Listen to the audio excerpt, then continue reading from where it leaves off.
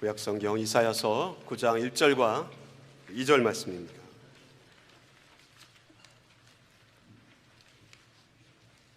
우리 찾으셨으면 우리 같이 함께 읽도록 하겠습니다. 시작. 전에 고통받던 자들에게는 흑암이 없으리로다. 이쪽에는 여호와께서 스불론 땅과 납달리 땅이 멸시를 당하게 하셨더니 후에는 해변길과 요단 저쪽 이방의 갈릴리를 영화롭게 하셨느니라. 흑암에 행하던 백성이 큰 빛을 보고 사망의 그늘질 땅에 거주하던 자에게 빛이 비치도다. 아멘. 할렐루야. 우리 옆에 있는 분들하고 우리 미리 하지만은 메리 크리스마스 샬롬하고 인사 나누기를 원합니다. 메리 크리스마스 샬롬. 예, 메리 크리스마스 샬롬. 예, 미리 크리스마스가 아니라 메리 크리스마스입니다. 메리 크리스마스. 예. 오늘 말씀의 제목, 흑암에 행하던 백성이 본 큰 빛이라는 제목으로 하나님의 말씀을 나누고자 합니다. 다음 주일이 성탄주일이지만 미리 성탄주일에 관한 말씀을 전합니다. 다음 주일에는 영어부와 함께 연합 예배를 드립니다. 그래서 헨리 전사님도 영어로 설교하시고 저도 설교해서 설교 시간이 둘이 합해서 한 15분? 예, 아마 제 인생의 가장 짧은 주일날 설교를 하게 됩니다.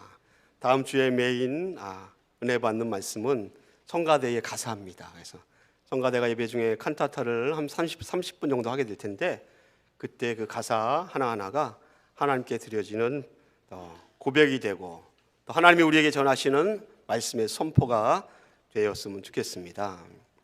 여러분, 성탄절 하면 우리가 제일 많이 생각나는 것이 과거의 성탄절에 있었던 그 추억들입니다.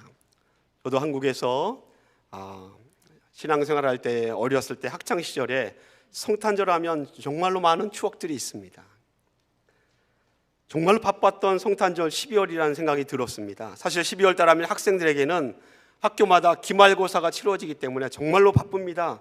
열심히 공부해야 겨울방학 전에 시험을 잘 치르고 좋은 성적을 받을 수 있습니다. 근데 저는 이 12월 달에 기말고사 때문에 바쁜 것이 아니라 12월 24일 날 성탄 전야제 때 했던 크리스마스 행사 때문에 정말 바빴습니다. 매일매일 교회 가서 연습하느라고 시간 보내고 얼마나 바빴는지 모릅니다. 왜냐하면 시골에서 성탄 예배, 성탄절 예배는 그냥 그 교회 성도님들만 오시는 예배가 아니었습니다. 그 온 동네 사람, 평상시에는 교회에 한 번도 나오지 못하셨던 동네 어른들도 오십니다. 그리고 친구들, 우리 교회 다니지 않았지만 내가 어디 출연한다라는 소식을 듣고 친구들을 부르며 친구들이 성탄절 2부 예배에 다 와서는 같이 즐기고 했던 기억이 있습니다. 성신낭독도 하고요, 저학년 어린이들이 촛불을 들고 촛불 무용도 하고 또 중고등학생들이 월십 댄스도 하고 또 고등부 학생들이 남학생들은 남성 중창도 하고 합창도 하고 독창도 합니다. 또 사이 프로그램 중간중간에 아주 재미난 배꼽을 잡는 그 유머 꽁트도 있었습니다. 그리고 언제나 똑같이 이 성탄절 전야제의 이 축제 시간에 마지막은 항상 대미를 장식하는 것은 성탄절 연극이었습니다. 사실은 매년 치루어지는 성탄절 이브날 이 성탄절 전야제가 매우 비슷한 노래로 꾸며지지 않습니까? 성탄절 연극도 작년에 봤던 연극을 또 할 때도 많습니다. 비슷비슷한 그러한 내용이고 레파토리로 비슷한데 온 교회 성도들과 동네 어른들이 기뻐주고 해주고 박수도 쳐주고 환호성도 질러주고 막 격려도 주었습니다. 성탄절에 관한 추억입니다. 그런가 하면 지금은 완전히 사라졌지만 성탄절 전야제 행사가 끝나면 그 한밤중에 조별로 조울 편성을 합니다. 뭘 하죠? 맞아요. 새벽성 돌기 위해서 밤새도록 그 다음날 새벽기도 전까지 새벽성을 돌게 됩니다. 눈이 오면 눈길을 밟으면서 그 어느 집에 가서는 고요한 밤 거룩한 밤 저들밖에 노래를 부르면 불이 탁 켜지고는 안에서 기다리거나 잠깐 쉬고 있던 성도님이 나오십니다. 그냥 나오시지 않죠. 주일학교 어린이들 마음껏 먹으라고 간식도 한아름 챙겨서 가져간 이 산타클로스 백에다가 한아름 넣어 주십니다. 그리고는 정말 운이 좋으면 성도님이 집으로 다 들어오라고 합니다. 그럼 집에 들어가서 뭐 하죠?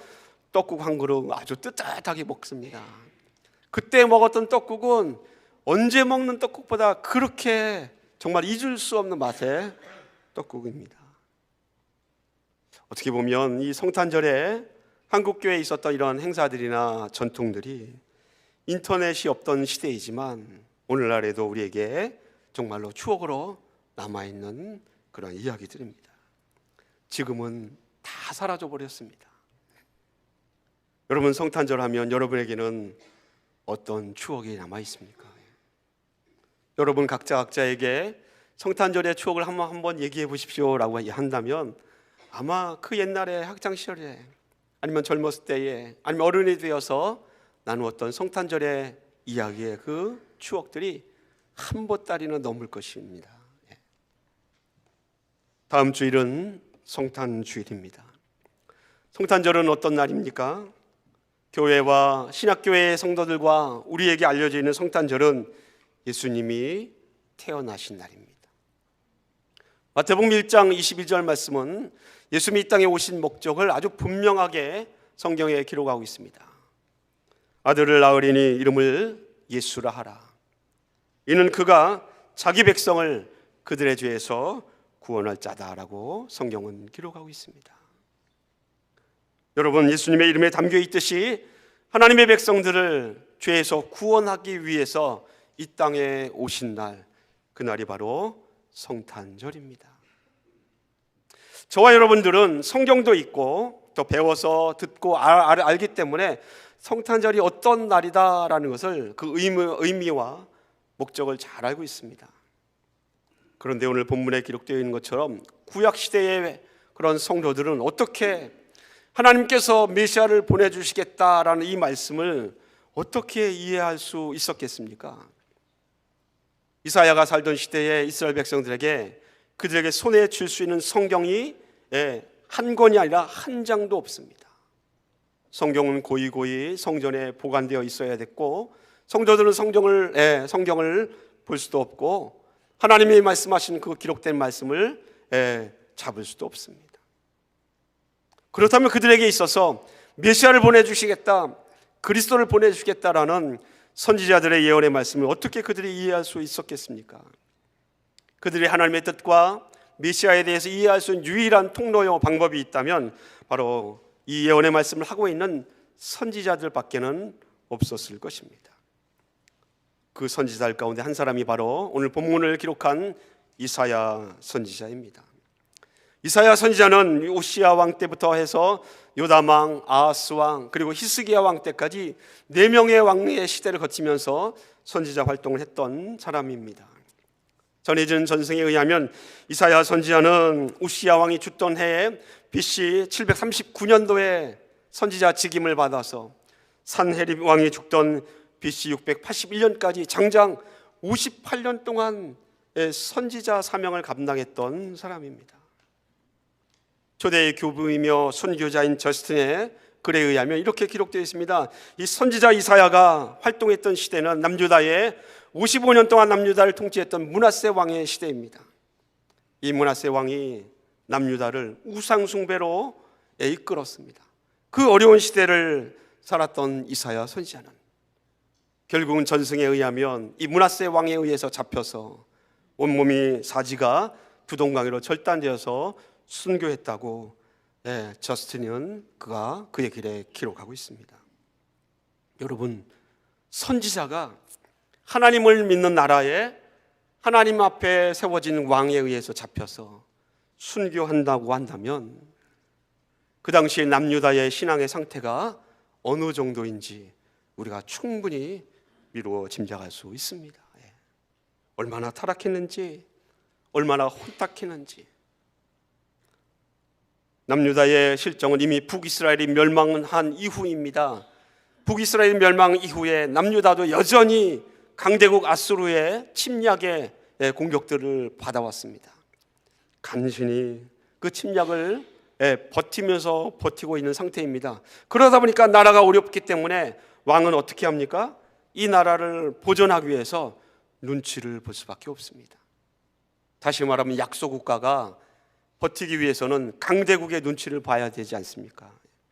그래서 남유다도 그 당시에 강대국이었던 이집트의 눈치를 볼 것인가, 아니면 아수르의 눈치를 볼 것인가, 아니면 저 멀리 새로운 세력으로 등장하고 있는 바벨론의 눈치를 볼 것인가, 눈치를 보느라고 정말로 고민하고 갈등했을 것입니다. 하지만 이사야 선지자는 이런 남유다의 왕이 결정하는 것이나 왕이 주장하는 모든 것을 다 비판하고 반대합니다. 선지자가 왕의 결정을 비판하고 반대하면 왕에게 있어서 눈의 가시거리 아닙니까? 제거 대상이 될 수밖에 없습니다. 그래도 이사야 선지자는 무엇이 옳은 것인가를 온전히 전했습니다. 이사야 선지자가 자기가 잡혀 죽을 수도 있는 것을 알면서도 하나님의 말씀을 바르게 전할 수밖에 없었던 이유는 이 나라가 세상 나라가 아니라 하나님의 나라이라는 그 믿음이 있기 때문에 그렇습니다. 하나님의 나라는 이 나라를 보존하기 위해서 정치력도 아니고 군사력도 아니고 경제력도 아니라 하나님 외에는 이 난국을 헤쳐갈 수 있는 해법이 없다라는 것을 선지자가 이사야가 그가 알고 믿고 있기 때문에 그는 왕의 아무리 그 왕의 명령이라 할지라도 비판하고 거절할 수밖에 없었던 것입니다. 그 어려운 시대에 홀로 분연히 일어나서 하나님의 말씀을 전했던 사람, 그 사람이 바로 이사야 선지자입니다. 이런 배경 속에서 이사야 선지자가 메시아가 올 것이다, 구원자가 오실 것이다 라고 말씀한 내용이 바로 오늘 본문 말씀 이사야서 9장의 말씀입니다. 사랑하는 성도 여러분, 이사야 선지자는 오늘 본문 말씀을 통하여서 메시아, 그 메시아를 이렇게 표현하고 있습니다. 바로 흑암에 행하던 백성이 본 큰 빛. 이 말씀의 제목이 바로 누구를 가리키고 있습니까? 다시 오실 바로 예수 그리스도 메시아를 뜻하고 있습니다. 그런데 이 큰 빛을 보는 사람들이 누구인가를 성경은 우리에게 분명하게 구분짓고 있습니다. 바로 이 큰 빛을 보는 사람들이 아무나 보는 것이 아니라 흑암에 행하던 백성들이 이 빛을 본다라고 기록하고 있습니다. 그런데 여러분, 흑암에 행하던 백성들, 오늘 1절에 보니까 그들은 흑암에 있었던 백성들입니다. 2절 말씀에 보면 사망의 그늘진 자리에 있었던 자들입니다. 어둡고 고통 가운데 있던 사람들, 그들이 바로 빛을 본다라는 것입니다. 그들이 빛을 볼 수밖에 없었던 것은 바로 어둠 가운데 있기 때문이다라는 것입니다. 어둠 속에 있기 때문에 빛이 비치는 것을 볼 수 있었습니다. 고통이나 어두움이나 어려움 가운데 있기 때문에 그들이 하나님이 비추어 주시는 그 큰 빛을 볼 수 있었습니다. 바꾸어 생각한다면 빛을 보기 위해서는 어디에 있어야 됩니까? 어둠에 있어야 된다는 것입니다. 고통이 있고 또 고난 가운데 있는 사람들에게 빛이 비추어졌기 때문입니다. 어떻게 보면 말장난 같고 역설적이지만 큰 빛을 보기 위해서는 흑암에 있는 곳, 어둠이 있는 곳, 사망의 그늘진 자리가 있는 곳, 그곳에 있는 자에게 빛이 비추어진다고 하니까 거기에 있어야 합니다.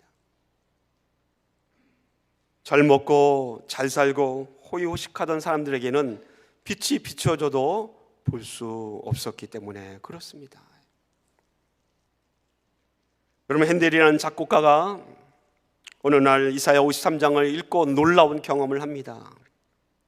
그가 이사야 53장을 통하여서 놀라운 경험을 할 수밖에 없었던 이유는 하나님께서 그리스도 메시아를 보내주신다고 약속하고 있는데 이 53장 말씀에는 하나님이 보내주시는 그 메시아 그리스도가 고난을 받는다라고 기록하고 있기 때문에 이 핸델이 충격을 받은 것입니다. 어떻게 세상에 보내신 하나님의 아들이 고난을 받을까라는 질문 가운데 말씀을 묵상하면서 핸델이 그가 작곡한 곡이 너무나 유명한 핸델의 메시아 아닙니까? 1741년도에 발표된 이 핸델의 메시아 곡은 총 53곡이나 됩니다. 처음부터 끝까지 연주하려면 거의 2시간 30분이 넘는 큰 대곡입니다. 근데 훗날 핸델이 이 메시아를 작곡하고 나서 누군가의 질문에 이렇게 답변했다고 합니다. 고난받는 종 메시아의 모습으로부터 하나님의 영광을 보았다라는 것입니다. 이 땅에 보내신 메시아 예수 그리스도, 그분이 고난을 받았다라는 사실 때문에 거기에서 나는 하나님의 영광을 보았다라는 것입니다. 흑암 중에 있는 백성들, 사망의 그늘진 자리에 있었던 하나님의 사람들, 하나님이 찾으신 영혼들, 그들에게 큰 빛이, 바로 메시아의 빛이 비춰졌던 것처럼 고난 가운데 있는 사람들, 어려움 가운데 있는 사람들에게 빛이 비춰진 날, 그날이 바로 성탄절입니다. 사랑하는 성도 여러분, 오늘 본문에 보니까 1절 말씀에 특별히 흑암 가운데 행하던 백성들이 어떤 백성인가를 구체적으로 명시하고 있습니다. 오늘 1절은 이렇게 기록합니다. 옛적에 멸시를 당했던 스불론 땅, 납달리 땅, 그리고 해변길에 있던 사람들, 요단강 저쪽 이방의 갈릴리 백성들이라고 그 지역을 구체적으로 명시하고 있습니다.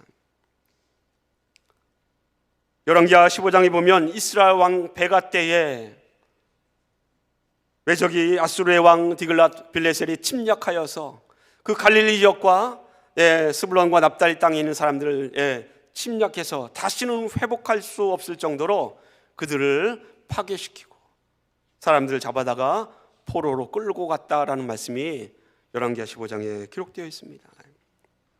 다시 말하면 오늘 본문에 나와 있는 스불론 땅, 납달리 땅, 그리고 해변가와 그리고 저 요단강 건너 이방 땅의 갈릴리들은 어느 땅인가 하면 늘 침략을 당하고 곡식을 좀 모아두면 늘 와서 뺏어가고 고통을 당하고 어려움을 당했던 그 지역입니다. 우리나라도 그런 지역이 있지 않습니까? 옛날 조선시대나 고려시대에 보면 저 북쪽에 있는 우리나라 대한민국의 지도에 저 함경북도나 평안북도가 그런 지역이었습니다. 뭔가 좀 잘 살려고 하면 외적이 탁 쳐들어와서는 다 뺏어가고는 수시로 와서는 사람들 잡아다가 포로로 끌고 가는 노예로 팔아버렸던 지역, 그런 지역과 똑같은 지역이 바로 오늘 본문에 기록된 스불론 땅, 납달리 땅, 그리고 요단 저쪽 이방의 갈릴리 지역입니다.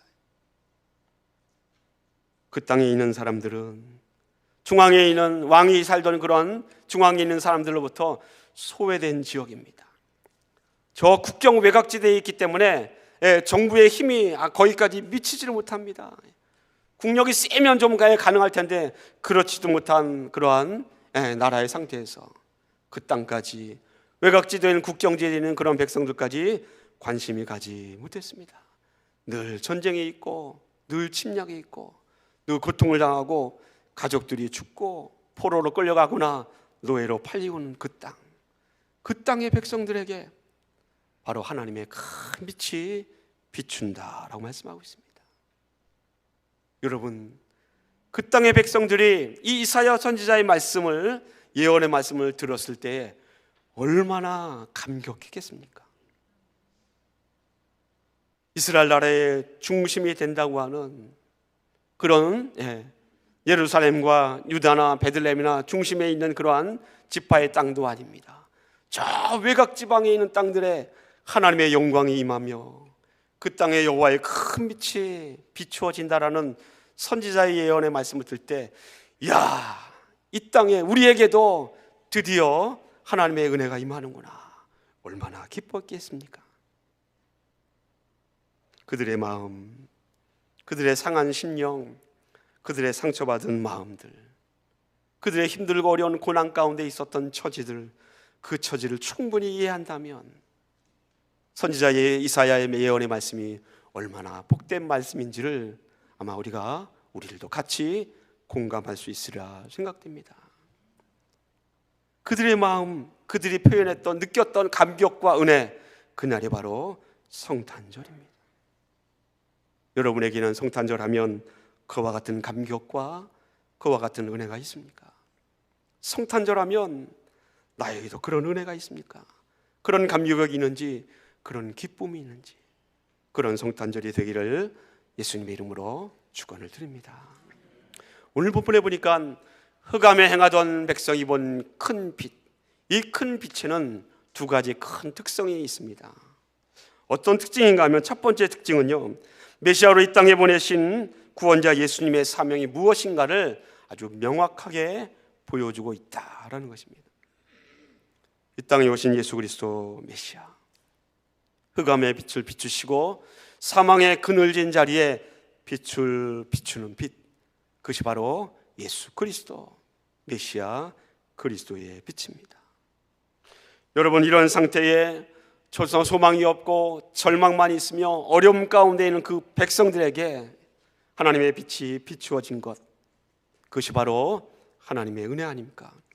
근데 오늘 성경은 여호와의 빛, 이 큰 빛이 비추어진 그 대상에 있어서 누구에게 비춰지고 있는가를 정확하게 밝히고 있습니다. 성탄절에 오신 여호와 하나님의 빛은 모든 사람에게 비추어지는 빛은 아닌 것 같습니다. 본문에도 스불란과 납달리 땅과 요단강 저평의 갈릴리 사방 사람들과 그리고 해변가의 지역에 있는 사람들에게 비추어졌다라고 그렇게 말씀하고 있듯이, 하나님께서는 어려운 가운데 있는 사람들, 어둠 가운데 있는 사람들, 그 사람들에게 비추어진 빛이 바로 메시아의 빛입니다. 그러면 성도 여러분, 이렇게 한번 생각해 보십시오. 성탄절에 나에게 그런 빛이 비치고 있나라는 것입니다. 우리는 여기 스불론과 납달리 땅이나 이방 땅 갈릴리에 있는 사람들처럼 그렇게 어렵고 힘들고 또 정말 견딜 수 없는 고난의 상태가 아니지 않습니까? 예. 여러분의 삶의 자리에 우리는 여전히 먹을 것도 풍족하고 누릴 것도 있으며 적당히 하나님 주시는 건강도 있고 하나님 주신 은혜도 풍족합니다. 예. 우리는 흑암에 거하지 않는데, 우리는 사망의 그늘진 자리에 있는 것도 아닌데 어떻게 그 큰 빛을 볼 수 있겠습니까? 우리가 이 말씀 가운데서 그 빛이 내게도 비추는 빛이다라고 공감할 수 있는 하나의 유일한 조건이 있다면, 내가 구원받을 수 없는 죄인이었다라는 사실을 깨닫는 길 외에는 없습니다. 먹을 것도 있고 누릴 것도 있고 옷도 있고 차도 있고 집도 있고 많은 것들이 내게 갖춰져 있는데, 하나님, 나는 흑암에 거하지도 않고 나의 자리는 사망의 그늘진 자리도 아닙니다. 그런데 내게 나도 빛을 볼 수 있습니까? 라고 우리 하나님 앞에 항변해야 하지 않습니까? 근데 여러분도 빛을 볼 수 있습니다. 왜? 이스라엘 백성들은 실질적으로 그래 삶의 환경 속에서 물리적으로 고통 가운데 있었지만, 저와 여러분도 영적으로 우리도 고통 가운데 있었던 자들임을 기억하십시오. 내가 죄인이었구나. 그들보다도 더 심각한 회복될 수 없고 구원받을 수 없었던 죄인이라는 이 사실이 우리에게도 흑암에 거하고 사망의 그늘진 자리에 있지만 하나님이 비춰주시는 빛을 볼 수 있는 은혜와 자격이 죄인된 우리에게 있음을 여러분 믿으시길 바랍니다. 죄인임을 믿으십시오라고 이렇게 하니까 아멘 하셨습니다. 좀 이상하지 않습니까? 말의 뉘앙스가. 근데 여러분 다 아멘 하시네요. 예. 우리는 죄인이었습니다. 그러나 예수님의 은혜로 구원받지 않았습니까? 우리도 연약하다라는 것, 하나님의 은혜와 도움이 없다면 여전히 흑암 가운데 거할 수밖에 없는 연약한 자라는 사실을, 이 사실을 아는 자, 그 겸손한 자가 하나님이 비춰주시는 그 큰 빛을 볼 수 있을 것입니다. 두 번째, 이 큰 빛의 특징이 있다면, 이 두 번째는 내가 보고 싶다고 볼 수 있는 빛이 아니라 내게 보여져야 볼 수 있는 빛이라는 것입니다. 여러분, 그냥 나의 원대로 볼 수 있는 빛이 아니라는 것입니다. 선지자 이사야가 큰 빛이 너에게 비추어질 것이다 라고 얘기하고 있는데, 이 빛이 아무나 너도 나도 볼 수 있는 빛이 아니라는 것입니다. 마태복음 1장 21절 말씀에 예수님의 이름을 설명할 때 분명히 얘기하셨습니다. 자기 백성을, 그렇죠? 자기 백성을. 예수님이 이 땅에 오신 분명한 목적 가운데는 아무나 구원하는 것이 아니라 자기 백성을 그들의 죄에서 구원할 자다라고 예수님의 이름에 그 뜻에 담겨 있지 않습니까? 그렇게 본다면 태양빛은 모든 사람에게 비추어지지만 예수님이 이 땅에 오신 그 메시아의 빛, 큰 빛은 아무나 볼 수 없습니다. 예수님이 탄생하실 때에 하늘에 뭐가 떴죠? 별이 떴습니다. 그 별이 정말 이상한 별 아닙니까? 너무너무 이상해서 저 먼 나라 동방에서 박사들이 그 별을 보고 산 넘고 물을 넘어서 유대 땅까지 따라오지 않습니까? 동방 박사들이 그 별을 찾고 싶어서 하늘을 열심히 연구하다가 드디어 찾았다, 저 별이구나 해갖고 찾아서 찾기를 원해서 보았던 별이 아니었습니다. 그들이 하늘을 보다가 어느 날 이상한 별을 보고는 이게 특이한 별이구나, 그들에게 별이 보여졌다라는 것입니다. 내가 보려고 본 별이 아니라 보여진 별입니다. 사랑하는 성도 여러분, 예수님께서 태어나신 날 밝은 별이 이 땅에 비추었습니다. 유대 땅에. 그러나 모든 사람이 그 별을 보고 저 별이 이상하다, 특별하다라고 생각한 사람은 성경의 그런 기록들을 보면 그리 많지는 않았던 것 같습니다. 여러분, 그러므로 하나님께서 우리에게 비춰주신 이 큰 빛을 보기 위해서는 빛이 우리에게 보여져야 합니다. 내가 볼 수 있다고 볼 수 있는 것이 아니라 저 빛이 나에게 보여져서 이 빛이 특별한 빛이구나 라고 내게 보여져야 그 빛을 볼 수 있습니다. 여러분, 목동에게 보여졌습니다. 동방박사들에게 보여진 것입니다. 마찬가지로 흑암과 사망의 그늘진 자리에 있었던 하나님이 찾으신 그 영혼들에게 빛이 보여져야 절망에서 소망으로, 사망에서 생명으로 구원의 은혜를 경험할 수 있습니다. 우리들도 똑같습니다. 우리에게 예수 그리스도가 보여져야, 주님의 비추시는 그 빛이 비춰져야 하나님의 은혜를 누릴 수 있고 그 은혜를 경험할 수 있지 않습니까? 여러분, 하나님의 은혜와 사랑은 내가 마음 놓고 사용할 수 있는 은혜에 저축된 돈이 아니지 않습니까? 내가 쓰고 싶다면 언제든지 꺼내 쓸 수 있는 돈, 그것이 하나님의 은혜와 사랑이 아니지 않습니까? 하나님께서 우리에게 주시지 않으면 누릴 수 없는 것이 하나님의 은혜입니다. 하나님께서 우리에게 허용하지 않으면 사용할 수 없는 것이 하나님의 축복입니다. 내 능력이나 내 힘으로 되지 않기 때문에 이 빛을 본다는 것은 내 힘이나 내 능력이 아니기 때문에 이 빛을 본다는 그 사실 자체가 바로 은혜이다라는 사실을 여러분 깨닫기를 예수님의 이름으로 간절히 축원을 드립니다. 이사야서 9장 6절 말씀은 예수님의 이름을 이렇게 표현하고 있습니다. 이는 한 아기가 우리에게 낳고 한 아들을 우리에게 주신 바 되었는데 그의 이름은 기묘자라 모사라 라고 기록하고 있습니다. 기묘자라 모사라는 단어의 히브리 단어의 직역을 풀어서 해석하면 이런 뜻입니다. 기묘자라 모사라는 아주 직련한 삶의 모든 문제를 사람이 경험할 수 있는 인간의 경험과 이성으로 깨닫고 이해할 수 있는 방법이 아니라, 사람은 내가 깨닫지 못하고 이해할 수 없지만 그 놀라운 방법으로 해결해 주시는 그 상담자와 같은 분이 바로 기묘자라 모사라는 이름의 뜻입니다. 누구도 답할 수 없었던 인생의 본질적인 문제들, 누구도 풀 수 없는 죄의 문제들, 누구도 접근할 수 없는 죽음의 문제들에 대해서 해법을 가지고 오시고 이 땅에 그 문제를 아주 명쾌하게 우리에게 가르쳐 주신 예수 그리스도, 그분이 오신 날이 바로 성탄절입니다. 우리에게 이 땅에 오셔서 구원을 선포해 주셨고 이 날이 구원이 임한 날이다라고 우리에게 가르쳐 주신 날, 그날 성탄절. 흑암에 행하고 어둠 가운데 있고 사망의 그늘진 자리에 앉아 있었던 우리 모두에게 하나님의 큰 빛을 볼 수 있도록 은혜를 주신 날, 그날이 성탄절입니다. 그날을 마음껏 축하하고 그날을 하나님 앞에 영광을 돌릴 수 있는 복된 성탄이 되기를 예수님의 이름으로 축원을 드립니다.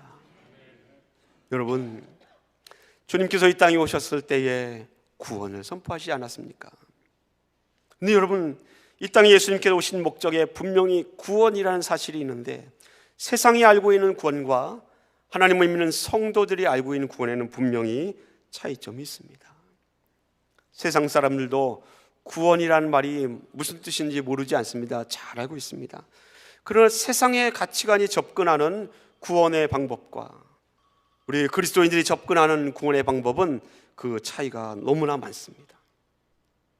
세상은 구원을 위해서 국가를 세우고 정부를 세우고 위정자를 세웁니다. 그리고 세상을 행복하게 만들고 그 세상의 구원과 같은 그러한 복이 임하기 위해서 경제 질서를 유지하고 사회를 안정시키려고 하고 그리고 안정 가운데 관리를 세우고 군인들을 세워놓습니다. 그리고 사람들이 그 백성들이 즐거워할 수 있도록 대중매체를 그들에게 허락하고 TV나 영화나 노래나 미술이나 수많은 문화활동들을 장려합니다. 개인의 건강과 행복을 유지하기 위해서 스포츠를 장려합니다. 운동을 권장합니다. 뿐만 아니라 다음 세대의 미래를 위해서 교육을 장려합니다. 이런 것들이 다 어우러져서 잘 이루어지면 이 세상이 좋은 나라, 좋은 국가가 될 수 있다고 말합니다. 바로 그런 나라가 세상 사람들의 가치관에서는 구원받은 나라입니다.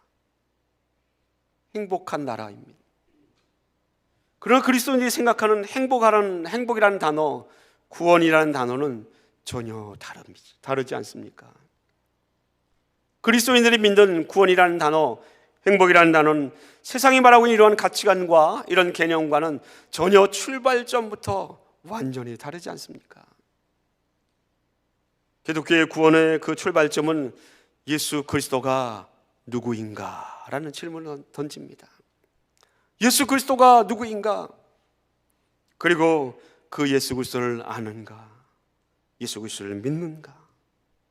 기독교가 국가나 정부나 여러 가지 사회 시스템이나 개인의 행복이나 이런 것들을 무시하지 않습니다. 존중합니다. 그러나 세상의 가치관 속에 구원이 있다라고 말하지 않습니다. 기독교의 가치관은 그 출발점은 세상의 제도나 정치나 시스템에 있는 것이 아니라 바로 예수 그리스도를 알고 있는가, 그리스도를 믿고 있는가, 거기에 기독교의 구원의 출발점이 있지 않습니까? 믿음입니다. 여러분, 성탄절에 크리스마스 캐롤송도 나오고 마켓이나 거리에 가면 여러 가지 장식도 되어 있고 아무리 그렇게 화려하고 시끄럽고 북적북적 된다 할지라도 세상은 예수님에게 그리 관심이 많지 않습니다. 세상의 성탄절 때 아기 예수의 그림을 붙이고 장식하고 성탄절의 여러 가지 장면들을 보여준다 할지라도 그것은 무엇 때문입니까?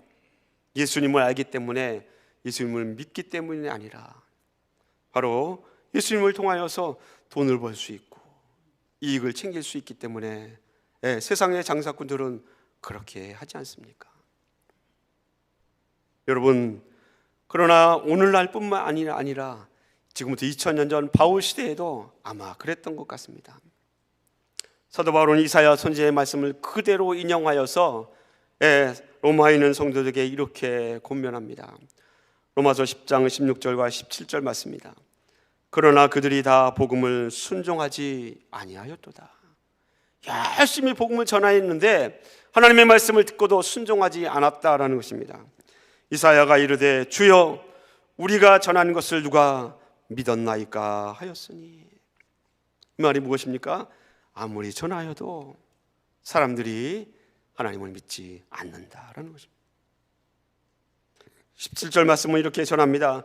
그러므로 사람들이 믿지 않기 때문에, 그러므로 믿음은 들음에서 나며 들음은 그리스도의 말씀으로 말미암았느니라. 여러분, 세상은 예수님께 관심이 없습니다. 그러나 예수님께 관심이 없는 그 세상도 듣지 않고서는 구원에 이를 수 없지 않습니까? 그들에게 그리스도를 알게 해야 되고 그리스도를 전하는 사명이 우리에게 있습니다. 불교는 석가모니가 없어도 종교로서 성립이 가능합니다. 이슬람교도 마호메트가 없어도 이슬람교로 종교로서의 성립이 가능합니다. 하지만 기독교는 예수 그리스도가 없으면 그분 한 분을 통하지 않고서는 구원에 대해서 한마디도 할 수 없습니다. 여러분, 기독교는 그 첫 출발부터 예수 그리스도 메시아라는 그분과의 인격적인 깊은 관계와 그분을 만나고 알고 믿는 것에서부터 우리의 신앙이 출발하기 때문에 그렇습니다. 사랑하는 성도 여러분, 세상을 구원하시기 위해서 이 땅에 오신 예수 그리스도, 그 그리스도 큰 빛이 흑암에 행하던 백성들에게, 그리고 사망의 그늘진 자리에 앉아있던 우리에게 비춰졌습니다. 그날이 바로 성탄절이요, 구원의 처음과 나중이 되시고 알파와 오메가가 되시고 시작과 완성이 되신 예수 그리스도에 의해서 이 땅에 무엇이 구원이며 또 무엇이 구원에 이를 수 있는 방법인가를 우리에게 알려주신 날, 그날이 바로 성탄절입니다. 이 성탄에 하나님을 마음껏 찬양하고 하나님께 영광을 돌리는 그런 날이 되었으면 좋겠습니다. 우리가 성도와 성도들끼리 모여서 교제하면서 메리 크리스마스 하고 인사도 하지만 그 메리 크리스마스라는 말을 가장 먼저 듣고 경배를 받으셔야 하는 분이 누구입니까? 바로 이 땅에 오신 예수 그리스도입니다. 그리고 오늘 이사야 선지자를 통해서 우리에게 전해진 말씀처럼 예수님께서 이 땅에 오신 큰 빛으로 이 땅에 오셨을 때에 정말로 간절히 원하셨던 하나님의 마음속에서는 흑암에 행하던 자들에게, 사망의 그늘진 자리에 있던 자들에게 그 빛을 비추시기를 원하셨던 하나님의 마음이 있음을 기억한다면, 아직도 하나님을 알지 못하는 영혼들에게 바로 큰 빛을 비추는 사명이 저와 여러분 우리 모두에게 있다는 사실을 성탄절의 이 시기에 그 사명을 다시 한번 우리 마음에 깊이 새기고 깨닫는 복된 축복의 날이 되기를 예수님의 이름으로 간절히 축원을 드립니다. 기도하겠습니다. 할렐루야. 사랑이 많으신 아버지 하나님, 감사합니다. 성탄의 주인이 되시며 우리의 찬양과 경배와 영광을 받기에 합당하신 메시아 예수 그리스도, 하나님 주님만을 경배하며 높여드릴 수 있는 성탄절이 되게 하여 주시옵소서. 하나님 아버지, 우리들도 흑암에 있었던 자들입니다. 사망의 그늘진 자리에서 죽을 수밖에 없었던 나를, 우리를 하나님께서 사랑하시고 택해 주셔서 하나님의 아들과 딸로 삼아 주신 것처럼 하나님 우리에게 주신 그 은혜와 축복을 하나님 나만 누리는 것이 아니라 여전히 하나님을 알지 못하며 하나님 구원의 길에 하나님 놀라운 은혜를 하나님 경험하지 못했던 수많은 영혼들에게 찾아가서 그들에게 그리스도의 복음을 증거할 수 있는 이 놀라운 사명이 우리에게 있음을 다시 한번 기억할 수 있는 성탄이 되게 하여 주시옵소서. 구원자 되신 예수 그리스도, 그 이 땅에 오신 예수님의 그 놀라운 사랑과 이 땅에 오신 목적을 우리의 눈에 새기고 입에 새기고 귀에 새기고 우리 마음판에 새겨서 온전한 성도의 삶을 하나님 말씀 따라갈 수 있도록 주여 우리를 인도하여 주시옵소서. 주님만 의지하며 예수님의 이름으로 기도드리옵나이다. 아멘.